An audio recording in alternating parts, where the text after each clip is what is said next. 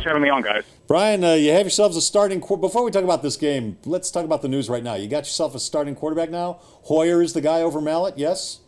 Well, theoretically, he has been named the starter. I'm hesitant to say how long Brian Hoyer is going to be this team's starting quarterback. Bill O'Brien just spoke with the media and addressed the situation and declared Hoyer the starter. But it was an interesting press conference. If you've watched Hard Knocks and you know anything about O'Brien, you know he's a very direct, fiery, no-nonsense type of guy, which a lot of people respect about him. But during the press conference to announce Hoyer, he did everything to say that, yeah, he's basically on a short leash. If he doesn't produce, the job will be reopened. Ryan Mallett's obviously sitting there. The fans, the general public want Ryan Mallett. They don't believe in Hoyer.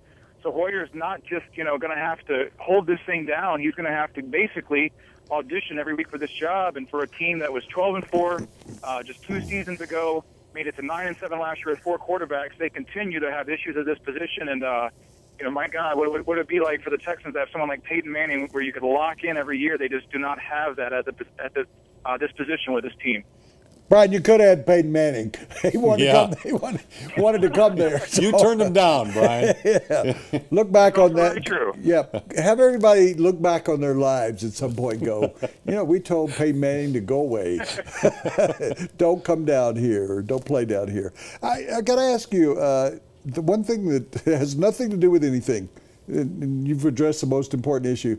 That stadium grass is just crap. I assume they're going to change that out before the season started. I mean, it was bad for both teams, or was I the only one noticing that?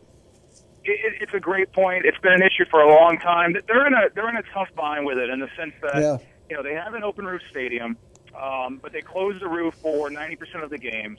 They want the players to have real grass. They want to stay away from the turf. But, turf is to the point now, and you see it in Phoenix with the Arizona Cardinals, various teams. The way that turf is designed now, it's as modern as you need it to be, and players don't complain nearly like they used to back in the 80s with the AstroTurf. For whatever reason, they have stood by the grass, and it's complicated. Part of it's because they have, it's a multi-use type of facility, so they'll have everything from the rodeo to concerts in there, high school games, on and on. But, they can roll out turf for high school games, and they won't do it for whatever reason for the NFL. And I agree with you. It looked really bad considering all the issues they've had before. And there were some people that tied to Jadeveon Clowney's initial injury to the state of the grass. Yeah. Not only is it not going away, it looked really bad on Saturday. Sure. For people who don't know, AstroTurf was actually invented in Houston for the Astrodome in Houston. But that's just what amazed me. I was surprised that more guys aren't hurt.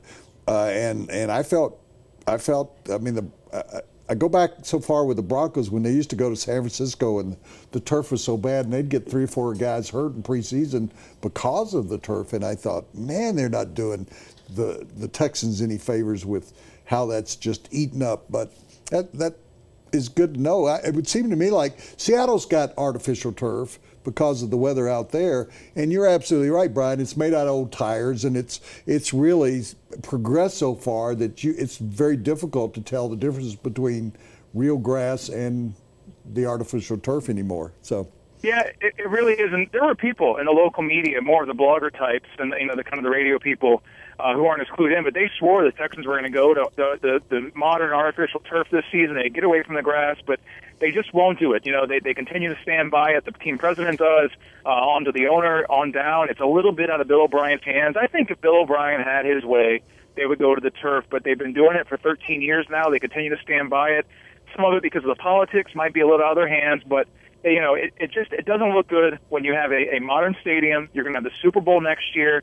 And what's that going to be like, in all honesty, guys, if they have the Super Bowl next year and they're having, visible turf issues to where you're sitting in the press box, above the stadium like Woody was, and you look down and you're not just seeing the seams, you're seeing all the tears and the holes. And for as bad as, Levi's Stadium has been ragged for the 49ers initially, this doesn't look any better, and at times, honestly, looks worse. He's Brian Smith of the Houston Chronicle, and all our guests are brought to you by Papa John's.